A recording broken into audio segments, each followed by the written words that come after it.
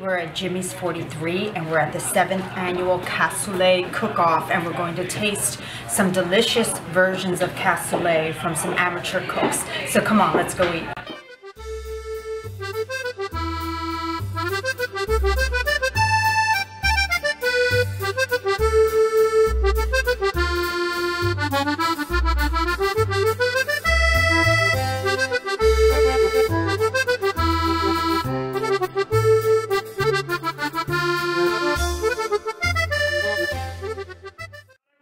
Started this, but this is the 7th year, and way back then my good friend Ed Yao from Slow Food NYC started suggesting a bunch of kooky cook-offs, and there were some friends like Kathy Irway who was already doing them in Brooklyn, and guys like Matt Tim. So back then, 7, 8, 9 years ago, amateur cook-offs and little supper clubs were kind of like the thing that people did that was really cool. That's off to all the contestants, everyone that came and cooked.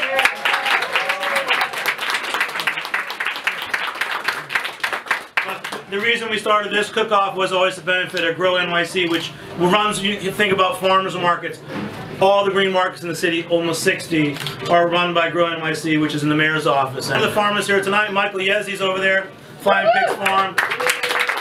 The proceeds are at least $1,500, so thanks to all of you guys. Thanks for coming out. So proceeds tonight are going to the Grow NYC special project called Regional Grains Project. Not only are they getting farmers to grow different types of grains like rye to make bread, they're also getting them to grow grains from malt that goes into beer, and also they have beans. You know, beans is part of the grains project. Some of the contestants use the regional grains. So we're starting with the awards. We've got some special sponsors. Annual Pans donated the top prizes, as well as Woodstock and a few others. We had a very interesting group of judges here, and I think this is one of the most diverse judging panels I've ever been part of. It's a special prize for best use of Indonesian spices. Lynn Ripley. Awesome. This right here. Special judges prize. They call it the Chocroot Mashup. Goes to our Croatian friend Sandra. There you go.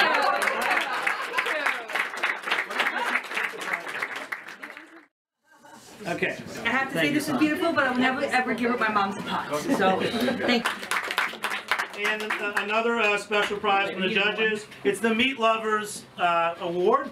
It goes to the Flying Pigs Farm sponsors for the Medias, Claire Hart and Victor Yates. So come on up.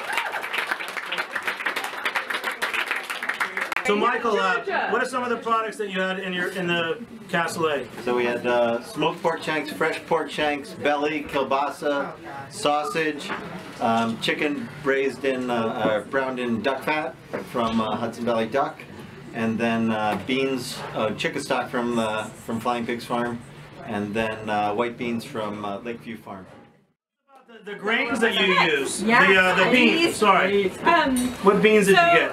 Pixie and I organized with June Russell, who's the head of the Regional Grains and Beans Project, and Pixie picked them up from the Wednesday Green Market, Union Square Green Market. Yes. And then we used all these different products from your farm. Yeah. So we really aimed to make it a you put it in the oven overnight, basically with the pork fat and duck fat, the beans and everything. You just sat in the oven for like 10 hours, right? Yep, for like 10 hours, and then just a little bit of stirring and a little bit of stirring. And I think what we would have done differently, even though it looked like we put tons of beans in, we'd put even more beans. But Michael had a good reply to Andrew, your question. You were like, shouldn't there be more beans? And your answer to it was? Well, that I'm a peasant farmer, and so meat's cheaper for me. More than meat right for me, so that's why the ratio is the way it is. But and we put rye bread crust on ours. Thank you. All of us have worked on the for the Regional Grains Project on the rye bread project,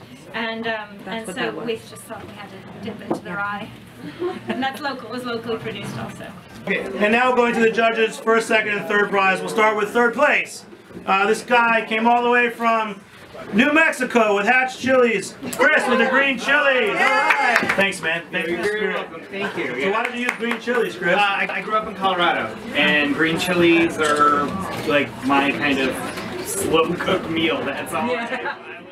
Second place, this was a toss-up. It was a tough call, but somebody on the judges panel really liked the black eyed peas. Riley McCormick, give it up. Come on up, Riley.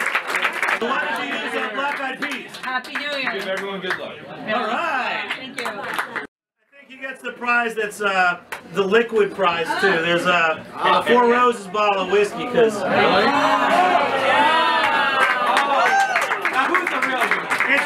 Happy New Year. For me to call, but I put it in the hands of the judges. Let's just say there's a lot of really good cooks that have been participating in this today, including in the kitchen here. And one of our cooks who's unsung, he's originally from Colombia. He's worked there for over 5 years. The first place goes to then Michael Garçon. He's the chef at Jimmy's number 43. We had the traditional recipe. And my daughter Georgia Carbone was serving. So Georgia, come on up. What did you think about the cassoulet you were serving today? Well, I don't like beans. You don't like Thanks to Jimmy and to all of you for coming out and supporting Jimmy's and the work that we all did, and all the other chefs tonight. And thanks again to Jimmy for his support of local farms and local beers. And you know, without you, without people like Jimmy, the small farms can't do it. So let's keep working together. And one thing I want to say, my wish for, I think, something in Edible Magazine this month, my wish for 2015 was more rustic food. You know, simple rustic food, good ingredients. So.